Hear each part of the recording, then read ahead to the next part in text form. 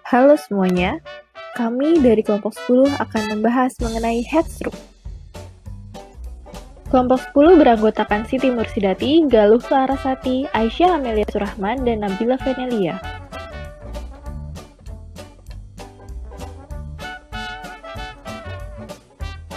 Apa itu headstroke?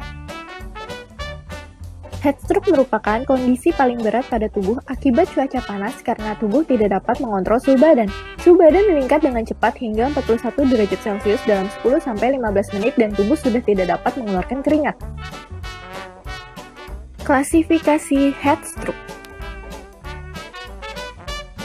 Pertama, ada exertional headstroke, yaitu kondisi headstroke yang terjadi pada individu dengan aktivitas fisik yang berat seperti pada atlet, tentara, dan buruh.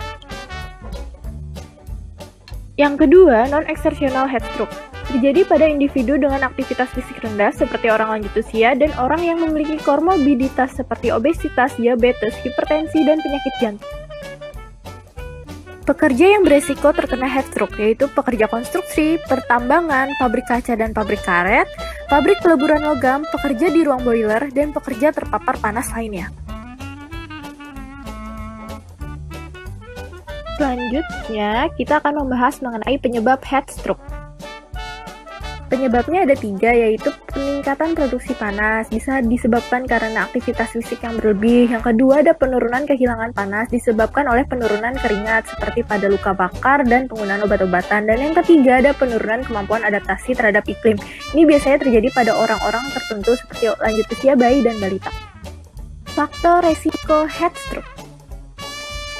Faktor risikonya yaitu ada iklim yang panas, kelompok umur tertentu, penyalahgunaan obat dan zat, faktor fungsional seperti pola hidup dan pakaian yang terlalu tebal, kemudian ada penyakit lain seperti penyakit cerebrovaskular dan penyakit paru, dan faktor-faktor lain seperti infeksi virus atau bakteri, dehidrasi, kekurangan tidur, disfungsi kelenjar keringat. Kemudian ada gejala headstroke yang pertama, suhu badan lebih dari 39,5 derajat Celcius, kulit menjadi merah, panas dan kering, nadi cepat dan kuat, sakit kepala berdenyut, pusing, muntah kurang berkeringat, otot lemah atau kram, pernapasan yang cepat dan dangkal, dan perubahan perilaku seperti kebingungan dan disorientasi. Selanjutnya adalah patofisiologi headstroke. Headstroke berkaitan dengan gangguan termoregulasi sehingga pasien tidak dapat mengompensasi kehilangan panas dalam tubuh. Akibatnya, terjadi peningkatan suhu inti tubuh. Suhu inti tubuh yang meningkat dapat menyebabkan efek sitotoksik secara langsung dan respon inflamasi yang pada akhirnya dapat menyebabkan kegagalan multiorgan apabila siklus tersebut tidak segera ditangani. Respon inflamasi. Hipertermia menyebabkan adanya respon stres dalam tubuh. Protein heat shock teraktivasi serta kadar sitokin proinflamasi dan antiinflamasi berubah.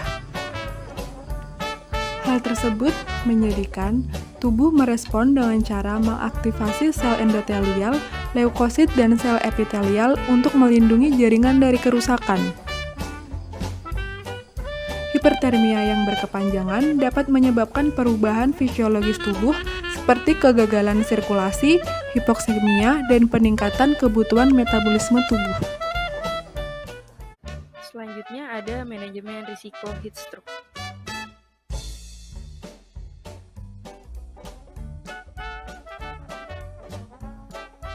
Manajemen risiko adalah suatu upaya mengelola risiko untuk mencegah terjadinya kecelakaan yang tidak diinginkan secara komprehensif, terencana, dan terstruktur dalam suatu kesisteman yang baik.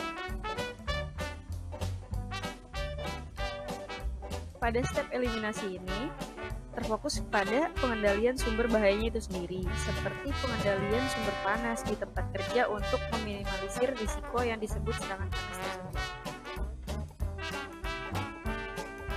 Yang kedua ada substitusi, yang dilakukan dengan penyediaan dispenser pada shelter untuk para pekerja lapangan. Juga dapat dilakukan dengan perbanyak tanaman hijau yang rindang sebagai shelter alami di lapangan. Dan apabila di ruangan, wajib menggunakan air conditioner. Selanjutnya Selanjutnya ada engineering control, yaitu memakai termometer digital dan alarm sebagai penanda bahwa temperatur sekitar telah naik. Juga dapat dilakukan dengan ventilation system yang berfungsi untuk memperlancar sirkulasi udara yang masuk ke dalam ruangan. Yang keempat ada administrative control, itu perlu SOP yang baik, terapkan waktu kerja dan jam istirahat yang tepat.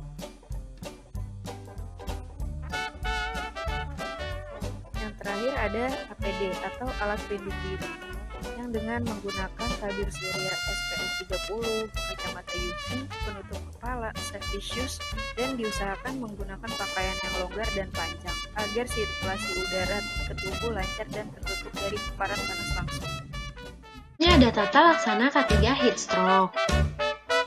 Nah, bila diduga mengalami heat stroke, pendinginan harus segera dilakukan secepat mungkin dan terus-menerus sambil pasien disadarkan.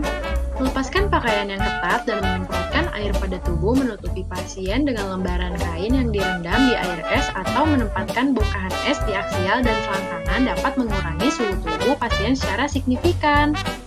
Perawatan intensif harus diperhatikan dengan cermat untuk saluran pernapasan, mengurangi suhu tubuh, membatasi produksi panas, mengoptimalkan sirkulasi udara, dan memonitor serta mengobati komplikasi dengan cara yang pertama itu, masukkan prober thermometer untuk memonitor suhu secara kontinu. Yang kedua, masukkan tabung nasogastrik untuk memantau perdarahan lambung dan kekurangan cairan. Dan yang ketiga itu, tempatkan polikateter untuk memonitor hasil keluarnya urin. Selanjutnya ada pencegahan heat stroke. Nah, heat stroke ini dapat dicegah melalui pengetahuan dari penyakit seperti mengaklimasi dirinya terhadap panas, mengatur jadwal aktivitas di luar ruangan pada saat udara di luar sejuk, mengurangi aktivitas fisik, meminum air yang banyak, mengkonsumsi makanan yang mengandung garam, dan meningkatkan menghabiskan waktu di tempat yang ada pendingin udaranya. Sekian penjelasan dari kelompok kami, kurang lebihnya mohon maaf. Wassalamualaikum warahmatullahi wabarakatuh.